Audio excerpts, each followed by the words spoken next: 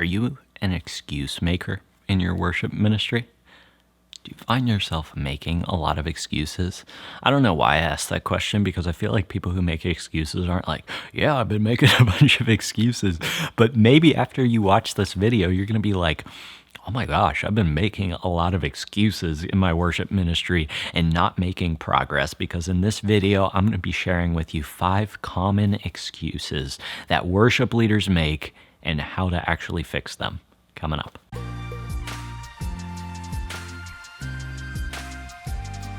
Hey, Spencer here from leadingworshipwell.com. This is the place where we talk about how to lead yourself well, lead your church well, and lead worship well. So if you're interested in that, click subscribe down below, and let's get into it, because today we're talking about excuses. Are you an excuse maker, or are you a problem fixer? Maybe you don't even realize that you've been making a lot of excuses in your worship ministry, and you think, I can't do this because of this. That'll never happen in my worship ministry because of this excuse. We all make those excuses. It happens to me. I lead in a church of about 150 people. I've led in a church of 75 people. I know worship leaders who lead in churches of 5,000 to 10,000 people, and they're still making excuses, because there is always going to be an excuse in your worship ministry. But good leaders don't just point out the excuse and say, well, we can't do that because of this. They find a solution to the problem. And that's why in this video, we're going to be talking about 5 of the most common excuses that worship leaders make, but not just pointing them out. I'm going to actually share some solutions of how you can move past those excuses. Before we get into that, though, I want to hear from you. What is the most common excuse you've heard in worship ministries? What's that thing that you've heard over and over and over and over again, and you're like, dude, like, you're just complaining. There's a solution to your problem. You're just making excuses. Let us know in the comments below. I'll talk to you in a second.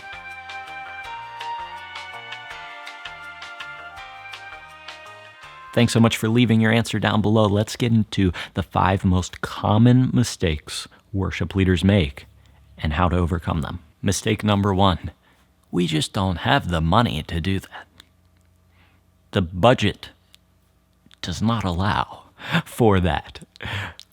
There's no way that we can do that because people haven't given since COVID, and now we're running low on money, right? We just don't have the money to do that. That is like a classic excuse, not just in worship ministry, but in the church world in general. The budget is never big enough. And the truth is that the budget is never big enough, whether you're in a church of 25 people or you're in a church of 10,000 people. There is never enough money to accomplish the vision that you have of what you want to accomplish if you're actually trying to lead your church to the next step. And so what do you do? What do you do when there isn't enough money? Well, I think most of the time, the truth is that we just haven't actually tapped out the extent of the resources that we do have.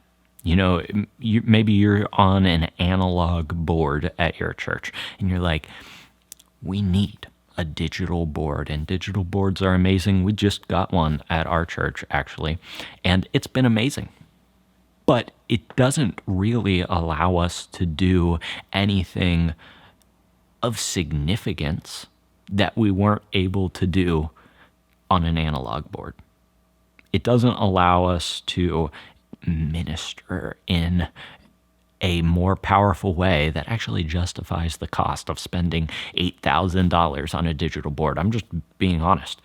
I plug my guitar in. We have more inputs and outputs, and now we've got in-ear monitors, and it's really cool. But people were being served by what I was doing before then, and they'll be served now. The only thing that's changed is, like, we might sound a little bit better. But at the end of the day, we probably hadn't tapped out the extent of what we had on the analog board. And that's true for a lot of things in our worship ministry. You know, A lot of us want to move to a digital board, but your sound guys don't even know what a compressor is or how to use an EQ or a reverb or anything like that. So until we learn the basics, it doesn't really make sense to move on to the next thing and spend more money just for the sake of spending money. You can do a lot on the system that you have right now. And I know, I hear you. You're like, well, we've got like 2 channels and it like barely works. Okay, maybe there's some caveats here, but ultimately God can use whatever you have. So learn how to use what you have right now to its fullest extent. Think, how can I make what I have right now better? Because gear is not going to make you better. It's how you use the gear that makes you better. And nobody wants to hear that. That's why I don't post very many gear videos on this channel. I think there's a bunch of other people who talk about it and do an amazing job. And I'm not against new gear. I like new gear. We just upgraded everything at our church and it's been awesome. But fundamentally, it hasn't changed how I led worship. I'm still leading worship the same way. The bigger investment that you can make is to invest in the fundamentals of leading worship, playing your instrument. You don't just need more money. The budget is never going to be big enough. You learn to use what you have right now to its fullest extent before you attempt to move on to the next thing. Excuse number 2. Man, people just weren't into it today. What was my church doing? They were just standing there, looking like this. People just weren't into it. There's something wrong with them. This is an excuse we make all the time as worship leaders when we feel like we failed at our job, when we feel like you got up there on Sunday morning and you had some amazing songs picked out. And you had your speaking transitions planned out. And you had your musical transitions between songs figured out. And then you executed all perfectly, in your mind at least. And you still look out in the 3rd song of your worship set and people just look uninterested. People just weren't into it today. There's something wrong with them, or I failed at my job. But the truth is, that you can't make people worship. You can't make people worship. You can only provide them the opportunity to respond. I think I made a video about this, about 5 quick worship leading wins. And one of those wins, I'll link it if I made that video. I've made so many videos at this point, I don't even remember which ones I've made. One of those quick wins was, did I provide people with the opportunity to respond to God? Not did they respond to God? Because you can't make that happen. That's the work of the Holy Spirit. What you can do is you can do your best through the power of the Holy Spirit to provide the opportunity for people to respond. So if you're making an excuse that people just weren't that into it today and you feel like you failed at your worship leading, number 1, maybe you didn't fail at your worship leading, but number 2, maybe there's something that you could have done to lead better in that moment. And it wasn't the people's fault that they weren't worshiping.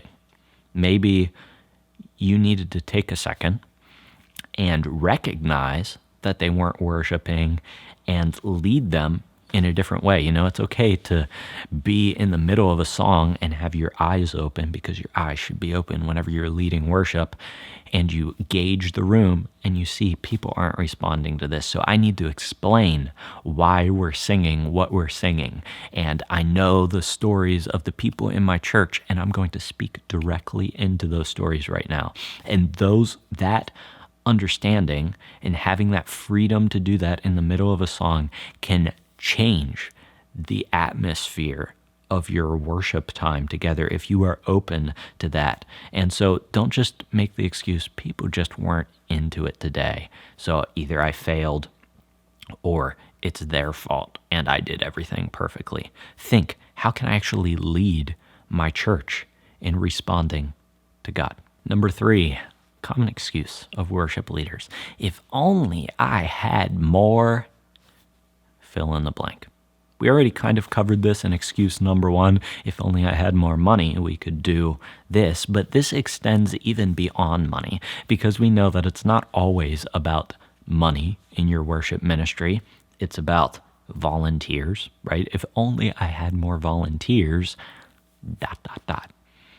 we could do this. We could do that. We could do amazing things if I had 3,000 people involved in my worship ministry. And you're probably not wrong. But it's not just that. It's if I had more time. If I had more time, I could do this, and this. There's always more. The funny thing is with the word more is that you never reach it. You never reach the goal of more, because whenever you get to 25 volunteers in your worship ministry, you still want more. You want 30, and then you want 50, and then you want 100, and it keeps growing. So instead of saying, if only I had more, focus on what you have right now and think, how can I build this team up, the people that God has entrusted to me in my worship ministry? How can I lead and serve them well, so that whenever I do grow, whenever my worship ministry does grow, I'm prepared for it. And I'm not like, okay, I led 3 people and now I've got 25 people, but I have no systems in place. We were just getting together randomly with 3 people. Think about how can you use what you have right now, even if it's not ideal. Focus more on what you have and not what you don't have, and you might actually accomplish something. Number 4, excuse. Controversial. I can't take a Sunday off because no one else can fill my role. No one else can do what I do at my church. Have you found yourself saying that before? It feels like, man, if you step away from your church for one Sunday, things are going to explode. You're going to get back to your church. The roof's going to be on fire. Everybody in your church is going to leave because you weren't there on Sunday. I want you to solve this problem by thinking about this. You are important, but you aren't that important. You are important to your church, but you are not that important. You are not the cornerstone of your church. Jesus is.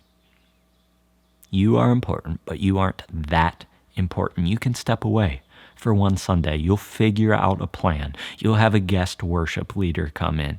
You'll have your pastor preach on different forms of worship, and maybe you don't even sing at all during the service on that Sunday. Maybe you'll work with your pastor and you'll plan like a service Sunday where you aren't meeting together in the church building, but you're out in the community serving for that Sunday, and you have an opportunity to take the week off because you are important, but you aren't that important. All right? You need a week off. You need to take a week off at least one time during the year, but probably like 4 times throughout the year. And I know that seems impossible for a lot of us who serve in small churches. It's like, who's going to be in charge when I'm gone? Guess what? You'll figure it out.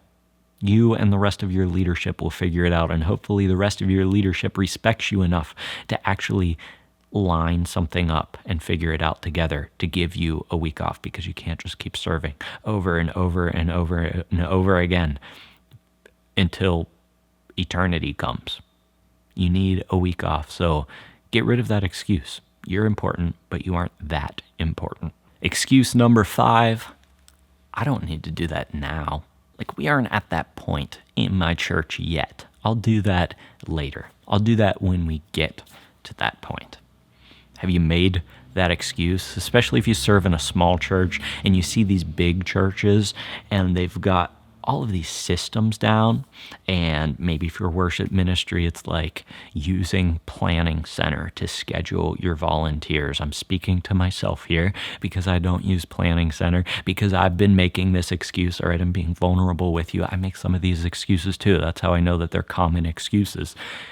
And you don't use Planning Center or some scheduling thing, and you just send out an email or a text to the 2 other people on your worship team, and you think, this is okay right now because I've only got 2 people on my worship team. And maybe you have like random nights where you do worship rehearsal and you haven't actually picked a solid night because, well, Jane and John can meet on Tuesdays sometimes, and then Fridays work sometimes. But as you grow your worship ministry and your team expands, you're going to need a way to schedule people. You're going to need a set night to have worship rehearsal. All right. It's easy to be flexible in your worship rehearsal when you've got 2 other people in your worship team. But whenever you have 10 people playing with you, which you probably want, right? You can't be flexible with 10 people. You just have to say, worship rehearsals are on this night. This is when we're having it. Make it work in your schedule. So don't wait. Don't say, I don't need to do that yet. I'll do that when. No, set the systems up for growth, or the growth will never come, because the systems that you have in place, I forget who said this, is probably Andy Stanley or something. Sounds like something he said. The systems, or maybe it's Carey Nieuwhof, the systems you have in place right now are perfectly designed to get you the results that you are currently getting. The systems that you have in place right now are perfectly designed to get you the results that you're getting. Could be Greg Groeschel. I don't know. I feel like they all blur together for me. The systems you have in place are designed to get you the results that you are currently getting. So if you don't want the results that you're currently getting, and you've had the same system in place for 5 years, change your system and see how that provides opportunities for growth. If you have a worship team of 2 other people, it's you and 2 other people, think, okay, well, how would this worship team function if I had 10 other people? And then set those systems in place right now. Don't think I'll do that when I get to that point, or you'll never get to that point. Think, how would my worship team function if I had 10 people on it? And then set those systems in place and watch your worship team grow. Whenever somebody comes up to you after service on a Sunday morning and they ask you, hey, I'm interested in joining the worship team, I play this, and you're like, oh, that's great. We worship on this night. I've got an application for you to fill out. We're going to have an interview. We're going to do an audition, and you have the process in place to lead people through it, instead of being like, oh, thanks for your interest. I think we're going to practice on Wednesday afternoon in the middle of the day, because Jane and John don't work that day. So I'll check back with you. See the difference? If we have these systems in place, then we can actually grow in our worship ministry. Have you been making any of those excuses? We just don't have the money to do that. People just weren't into it today. I'm reading these off my phone. If only I had more ... I can't take a Sunday off because no one else can fill my role. I don't need to do that now. I'll do it when we finally get to that point. Have you been making any of those excuses? If you have, let us know which one of those you've been making and what you're going to do about it. Let us know in the comments below. If you want to improve your worship leading, you can stop making excuses and start overcoming the problems in your worship ministry. But also you can check out the free audio training that I put together called 5 Tips to Instantly Improve Your Worship Leading. In that audio training, I share with you 5 tips to instantly improve your worship leading. These are simple things that you just need to be aware of, and if you implement them, they will improve your worship leading. Other than that, thanks so much for joining me today. Until I see you in the next video, keep leading worship well.